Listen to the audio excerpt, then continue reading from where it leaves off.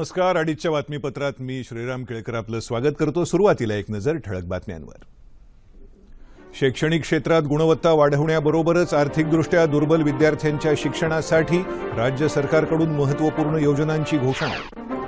वसतिगृहात प्रवेश न मिळणाऱ्या आदिवासी विद्यार्थ्यांसाठी पंडित दीनदयाळ स्वयं योजना राज्य सरकारकडून जाहीर. अल्पभूधारक शेतकऱ्यांच्या आणि मजुरांच्या मुलांना व्यावसायिक शिक्षण घेताना निवासासाठी आर्थिक मदत देण्यास राज्य मंत्रिमंडळाची मंजुरी. पाकिस्तानसाठी हेरगिरी करणारे आयएसआयचे 2 हस्तक गुजरात एटीएसच्या ताब्यात. एक्झिम बँक आणि ब्रिक्स देशांच्या विकास बँकेदरम्यान करार करण्यास केंद्रीय मंत्रिमंडळाची मान्यता. व्यापार आणि गुंतवणूक वाढवण्यासाठी ब्रिक्स समूहातल्या देशांनी उद्योगपूरक वातावरण निर्माण करण्याचं केंद्रीय वित्तमंत्र्यांचं आवाहन. मराठा आरक्षणासंदर्भात माहिती संकलनासाठी मुंबई उच्च न्यायालयाकडून राज्य सरकारला 4 आठवड्यांचा अवधी. पुढील सुनावणी 7 डिसेंबरला. आणि मुंबई शेअर बाजाराच्या निर्देशांकात दुपारच्या सत्रात 400हून अधिक अंकांची तर निफ्टीत 150 अंकांची घसरण. आणि आता पाहूया बातम्या विस्तारानं. शैक्षणिक क्षेत्रात गुणवत्ता वाढवण्याबरोबरच आर्थिकदृष्ट्या दुर्बल विद्यार्थ्यांच्या शिक्षणासाठी महत्त्वपूर्ण योजनांची घोषणा आज राज्य सरकारनं केली. मुख्यमंत्री देवेंद्र फडणवीस यांनी आज मंत्रिमंडळ बैठकीनंतर मुंबईत घेतलेल्या पत्रकार परिषदेत या योजनांची घोषणा केली. आर्थिकदृष्ट्या मागास विद्यार्थ्यांसाठी असलेल्या राजर्षी शाहू महाराज फी प्रतिपूर्ती योजनेत आता काही बदल करण्यात आले आहेत. ही योजना आता 6 लाखांपर्यंत वार्षिक कौटुंबिक उत्पन्न असलेल्या सर्व विद्यार्थ्यांसाठी लागू होणार आहे. मात्र यासाठी 60% प्रवेश गुणाची अट ठेवण्यात आली आहे, तर 2.5 लाखांपर्यंत उत्पन्न असलेल्यांना कोणतीही अट ठेवण्यात आलेली नाही. यामुळे आर्थिकदृष्ट्या मागास विद्यार्थ्यांना उच्च शिक्षण आणि व्यावसायिक शिक्षण घ्यायला मदत मिळणार असल्याचं मुख्यमंत्र्यांनी यावेळी सांगितलं. हे घेण्यामध्ये या माध्यमातून मदत होणार आहे. आणि विशेषत्वाने आज राज्यामध्ये मराठा समाजाचे जे मोर्चे निघाले, या मोर्चामधल्या अनेक मागण्यांपैकी एक महत्वाची मागणी ही राहिली आहे की आज शिक्षण परवडत नाही. विशेषतः व्यावसायिक शिक्षण हे आपण गेल्या 20 वर्षात पूर्णपणे खासगी करून टाकलं. सरकारी कॉलेजेसमध्ये जागाच नाही. म्हणजे मी उदाहरण देताना सांगितलं की इंजिनिअरिंगमध्ये सरकारी जागा 6000 आणि खासगी कॉलेजेसमधल्या जागा जवळजवळ 1,45,000. आणि या ज्या काही खासगी कॉलेजेसमधल्या जागा आहेत याच्यामध्ये सामान्य माणूस प्रवेश घेऊ शकत नाही, कारण तिथली फी जास्त आहे. आणि म्हणून साधारणपणे असं लक्षात आलं की एससी, एसटी आणि ओबीसी ज्याला फी प्रतिपूर्ती आहे त्यांना त्या ठिकाणी प्रवेश मिळतो, बाकी लोक प्रवेश घेऊ शकत नाही. आणि म्हणून आज ही योजना झाल्यानंतर या ठिकाणी एवढ्या मोठ्या प्रमाणातल्या जागा, म्हणजे तिकडे 6000 जागा आहेत, या 1,45,000 जागा आता विद्यार्थ्यांना त्या ठिकाणी. मजूर आणि अल्पभूधारक विद्यार्थ्यांसाठी राज्य सरकारनं भाऊसाहेब डॉक्टर पंजाबराव देशमुख यांच्या नावानं नवी योजना घोषित केली आहे. व्यावसायिक शिक्षण घेणाऱ्या मजूर आणि अल्पभूधारक विद्यार्थ्यांना शहरांमध्ये निवासाची अडचण मोठ्या प्रमाणावर भेडसावते. हे लक्षात घेऊन या विद्यार्थ्यांना शहरांमध्ये राहण्यासाठी 30,000 रुपयांची मदत दिली जाणार आहे, तर जिल्ह्याच्या ठिकाणी शिकणाऱ्या विद्यार्थ्यांना प्रतिवर्ष 20,000 रुपये मदत दिली जाणार आहे. शहरात येऊन शिक्षण घेणाऱ्या आदिवासी विद्यार्थ्यांसाठी सध्या असलेली वसतिगृह अपुरी पडत आहेत. हे लक्षात घेऊन त्यांच्यासाठी तातडीचा उपाय म्हणून पंडित दीनदयाळ उपाध्याय स्वयं योजना घोषित करत असल्याचं मुख्यमंत्र्यांनी यावेळी सांगितलं. वसतिगृहात ज्या आदिवासी विद्यार्थ्यांना प्रवेश मिळणार नाही त्यांना सहाय्य म्हणून शहरांच्या वर्गवारीनुसार 4,000 ते 6,000 रुपये देण्यात येणार आहेत. याखेरीज फी प्रतिपूर्ती योजना आता सरकारी महाविद्यालयातल्या विद्यार्थ्यांसाठीही लागू राहणार असून वैद्यकीय अभ्यासक्रमासाठी आर्थिकदृष्ट्या दुर्बल विद्यार्थ्यांच्या शैक्षणिक कर्जावरचं व्याज सरकार भरणार असल्याचं मुख्यमंत्र्यांनी सांगितलं.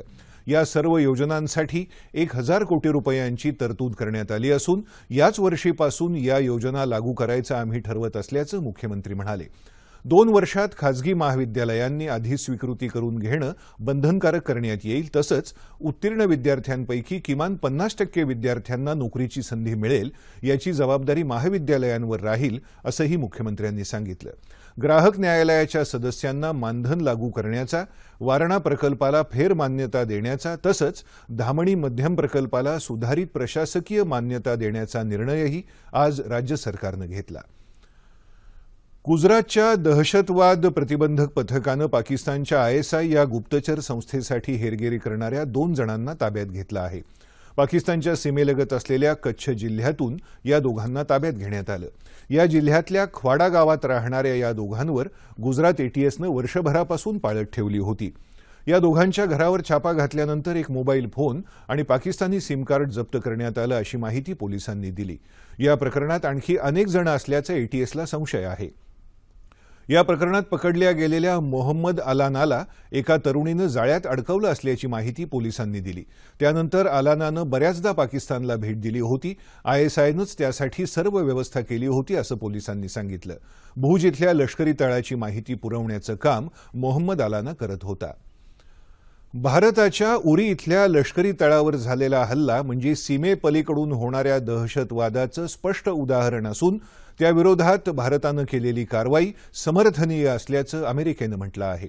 प्रत्येक देशाला स्वसंरक्षणाचा अधिकार आहे, मात्र शस्त्रसज्ज असलेल्या आणि 3 युद्धांचा अनुभव घेतलेल्या शेजाऱ्यांनी संयम बाळगण्याचीही गरज आहे, असं मत अमेरिकेच्या व्हाईट हाऊसमधले दक्षिण आशिया संदर्भातले प्रवक्ते पीटर लेव्हॉय यांनी व्यक्त केलं. भारत आणि अमेरिका यांच्यातले संबंध आता नव्या उंचीवर पोहोचले असून भारताला अणुपुरवठादार गटाचं सदस्यत्व या वर्षाअखेरपर्यंत मिळवून देण्यासाठी अमेरिका सर्वतोपरी प्रयत्न करेल, असं त्यांनी सांगितलं. अण्वस्त्र प्रसारबंदीच्या प्रयत्नांना त्यामुळे चालना मिळेल अशी अपेक्षा लेव्हॉय यांनी व्यक्त केली. हवामान बदलापासून सागरी सुरक्षेपर्यंत विविध जागतिक समस्यांच्या संदर्भात भारतानं घेतलेल्या अधिक स्पष्ट आणि प्रभावी भूमिकेचंही अमेरिकेनं स्वागत केलं. काश्मीर मुद्द्याचा संबंध युद्धग्रस्त अफगाणिस्तानमधल्या शांततेशी जोडण्याच्या पाकिस्तानच्या प्रयत्नांना अमेरिकेनं फटकारलं. या 2 मुद्द्यांचा परस्परांशी कोणताही संबंध आहे असं आपल्याला वाटत नसल्याचं लेव्हॉय म्हणाले. पाकिस्ताननं आपल्या अण्वस्त्र सामर्थ्यात मोठ्या प्रमाणात वाढ केली असून पाकिस्तानी सरकार आणि जिहादी संघटनांमधले घनिष्ठ संबंध लक्षात घेता हा संपूर्ण जगासाठी मोठा धोका असल्याचं भारतानं म्हटलं आहे.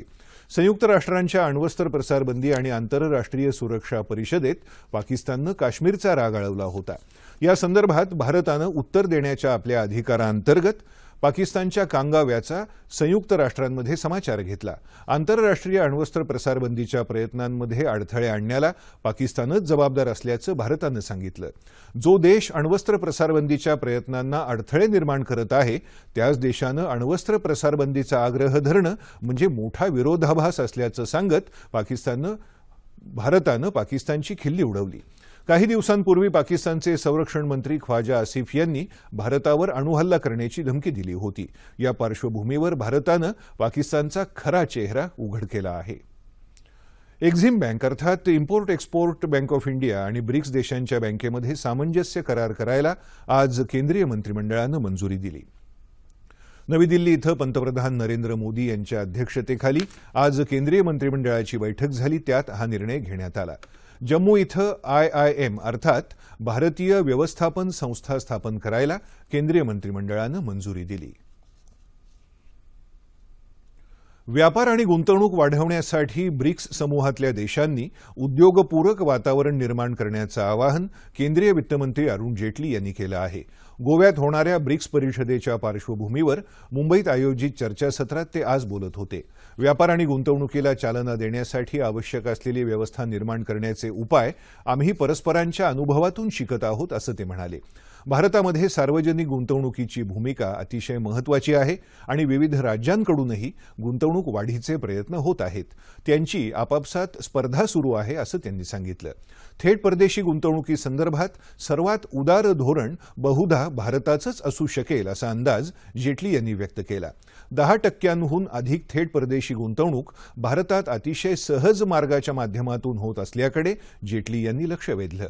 जागतिक मंदीपासून अर्थव्यवस्थेचं संरक्षण करण्यासाठी उदारीकरणाच्या आणखी उपाययोजना राबवण्याचे संकेत त्यांनी दिले. अमेरिकेच्या अध्यक्षपदाच्या निवडणुकीनंतर मुक्त व्यापारात घट होण्याची भीती त्यांनी व्यक्त केली. विकसित जगाकडून होणारा व्यापार संरक्षणवाद वास्तविक असल्याचं मत जेटली यांनी व्यक्त केलं. मराठा आरक्षणाविरोधात आणि आरक्षणाच्या समर्थनार्थ दाखल करण्यात आलेल्या याचिकांवरची सुनावणी मुंबई उच्च न्यायालयानं आज 7 डिसेंबरपर्यंत पुढे ढकलली. आज झालेल्या सुनावणी दरम्यान राज्य सरकारनं याबाबत प्रतिज्ञापत्र तयार असल्याचं सांगितलं. मात्र फेरपडताळणीसाठी आणखी अवधी द्यावा अशी मागणी न्यायालयाला केली. त्यानंतर न्यायालयानं हा निर्णय दिला. या प्रकरणी राज्य सरकारनं लवकरात लवकर प्रतिज्ञापत्र दाखल करावं असं सांगत माहिती गोळा करण्यासाठी राज्य सरकारला 4 आठवड्यांचा तर प्रतिज्ञापत्र दाखल करण्यासाठी सर्व याचिकाकर्त्यांना 2 आठवड्यांचा कालावधी न्यायालयानं दिला आहे. या प्रकरणाची पुढील सुनावणी आता 7 डिसेंबरला होणार आहे. या पार्श्वभूमीवर मराठा समाजाला आरक्षण देण्यासाठी राज्य सरकार कटिबद्ध असल्याचं मुख्यमंत्री देवेंद्र फडणवीस यांनी आज मुंबईत पत्रकारांना सांगितलं. न्यायालयाकडे सरकारनं वेळ मागितलेला नाही असं त्यांनी यावेळी स्पष्ट केलं. मराठा समाजाला आरक्षण मिळण्याच्या दृष्टीनं राज्य सरकार आपली बाजू मांडण्यासाठी सज्ज आहे असं फडणवीस यावेळी म्हणाले.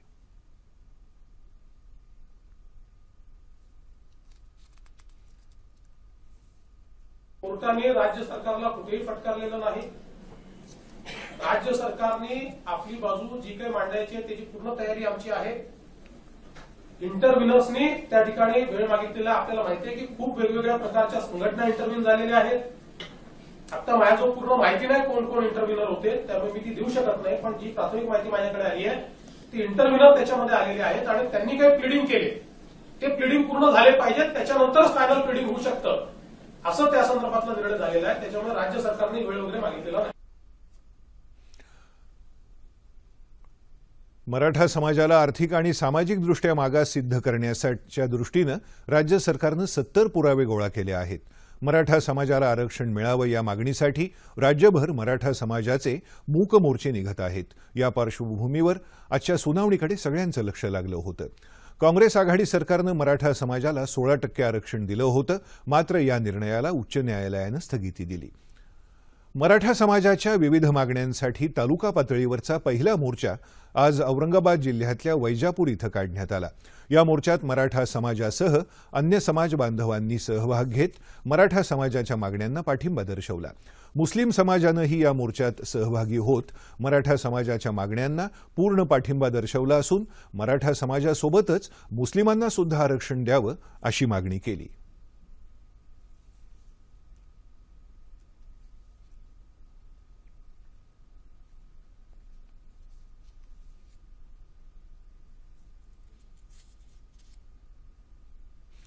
रिपब्लिकन संघर्ष दलाच्या वतीनं विविध मागण्यांसाठी पुणे महापालिकेवर आज मोर्चा काढण्यात आला. या मोर्चात महिला मोठ्या संख्येनं सहभागी झाल्या होत्या. पुणे शहरात अनेक बेघर कुटुंब राहत असून त्यांची नोंदणी पुणे महापालिकेनं केली आहे. मात्र याबद्दल पुणे महानगरपालिका आणि म्हाडानं अजूनही ठोस भूमिका घेतली नाही. यासाठी हा मोर्चा काढण्यात आला. कंत्राटी कामगारांना कायमस्वरूपी सेवेत रुजू करून घ्यावं आणि कामगारांना वैद्यकीय औषधांचा कोटा वाढवून मिळावा अशा मागण्या यावेळी करण्यात आल्या. हा मोर्चा रिपब्लिकन संघर्ष दलाचे अध्यक्ष संजय भीमाले यांच्या नेतृत्वाखाली काढण्यात आला.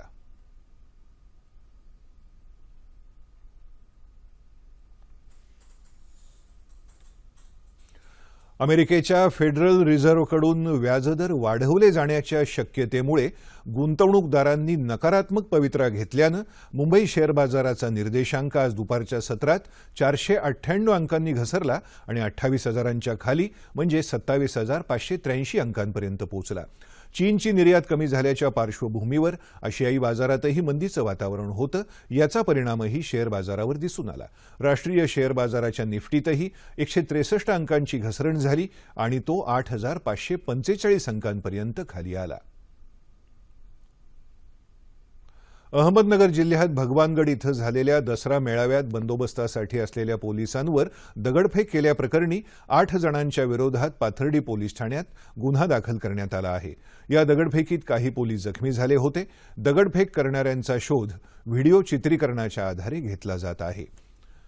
महिलांच्या सुरक्षेला सरकारचं प्रथम प्राधान्य असून या दृष्टीनं केंद्र सरकार विविध योजना सुरू करणार आहे अशी माहिती केंद्रीय महिला आणि बालकल्याण मंत्री मेनका गांधी यांनी दिली.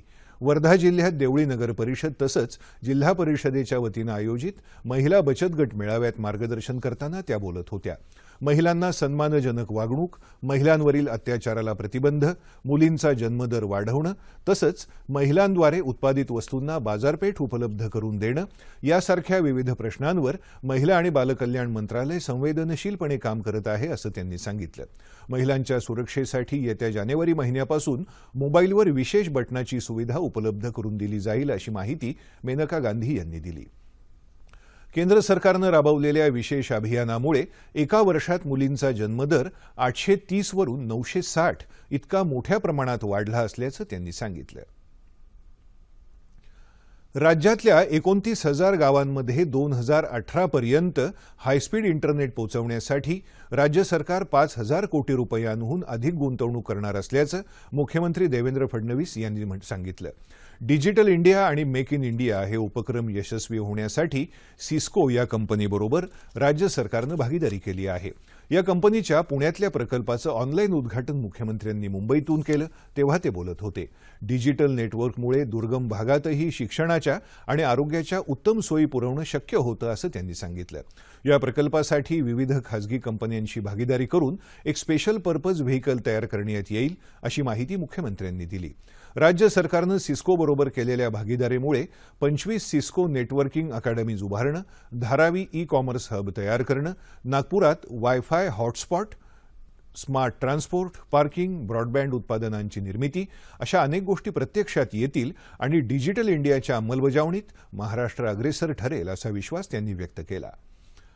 नाशिकमध्ये एका बालिकेच्या कथित लैंगिक शोषणानंतर उसळलेल्या हिंसाचारामुळे निर्माण झालेली परिस्थिती आता पूर्वपदावर येत आहे.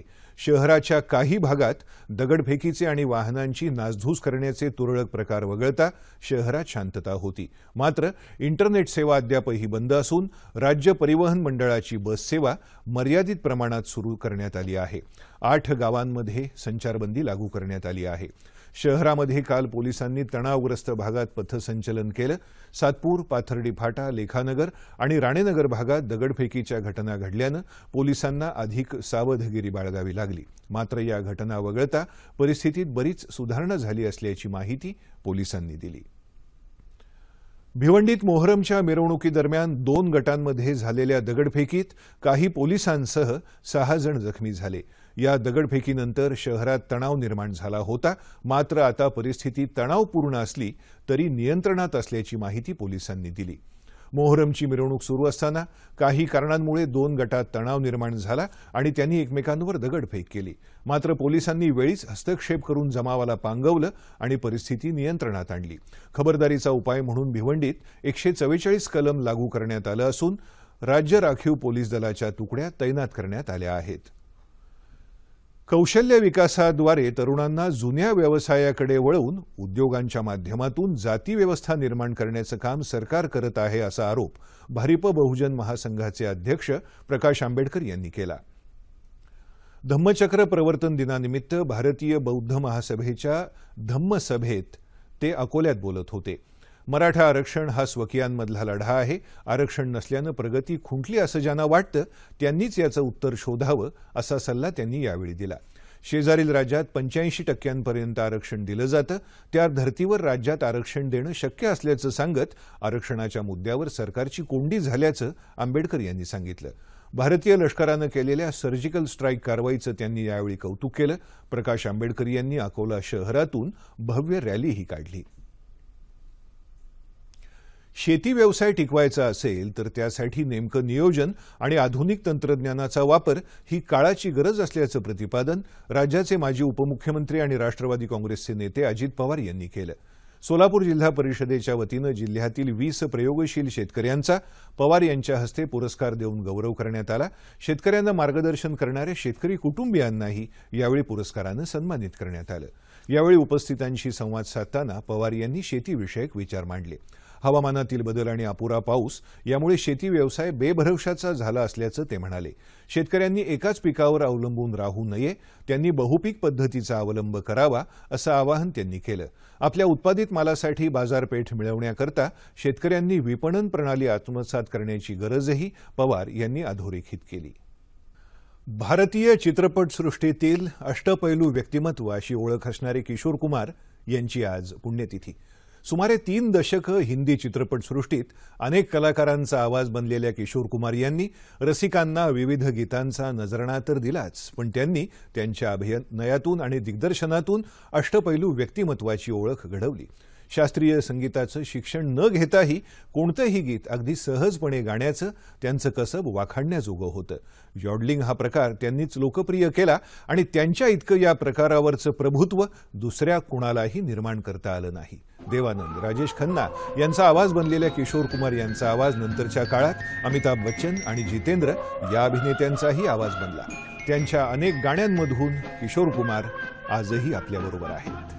मेरे महबूब कयामत होगी, आज रुसवा तेरी गलियों में मोहब्बत होगी, नाम निकलेगा तेरा ही लब से,